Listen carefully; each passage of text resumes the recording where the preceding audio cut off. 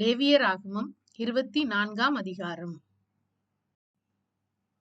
குத்துவிளக்கு எப்பொழுதும் எரிந்து கொண்டிருக்க எதை இஸ்ரவேல் புத்திரர் கொண்டு வர வேண்டும்? இடித்து பிழிந்த தெளிவான ஒலிவ எண்ணெய். எதற்கு வெளிப்புறமாக குத்துவிளக்கு எரியும்படி ஏற்ற வேண்டும்?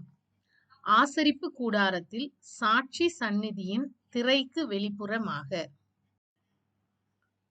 யார் எதை கர்த்தருடைய சந்நிதியில் பரிசுத்தமான குத்துவிளக்கின் மேல் எரிய வைக்க கடவன்? ஆரோன் விளக்குகளை. எதை எடுத்து எத்தனை அப்பங்களாக சுட வேண்டும்? மெல்லிய மாவை எடுத்து 12 அப்பங்களாக சுட வேண்டும். அடுக்கினிடத்தில் போடப்பட வேண்டியது என்ன? சுத்தமான தூபவர்க்கம். இஸ்ரவேல் புத்திரரோடே கூட புறப்பட்டு வந்தது யார்? இஸ்ரவேல் ஜாதியான ஸ்திரீக்கும் எகிப்திய புருஷனுக்கும் பிறந்த புத்திரன். இஸ்ரவேல் ஜாதியான அந்த ஸ்திரீயின் தகப்பன் யார்?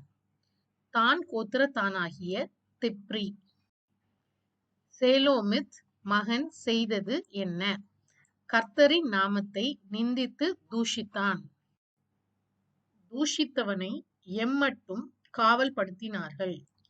கர்த்தரின் வாக்கினாலே தங்களுக்கு உத்தரவு வருமட்டும் அவனை காவல் படுத்தினார்கள். கர்த்தரை தூஷித்தவனுக்கு நேர்ந்தது என்ன? பாளையத்துக்கு புறம்பே கொண்டு போகப்பட்டு கல்லெறிந்து கொல்லப்பட்டான்.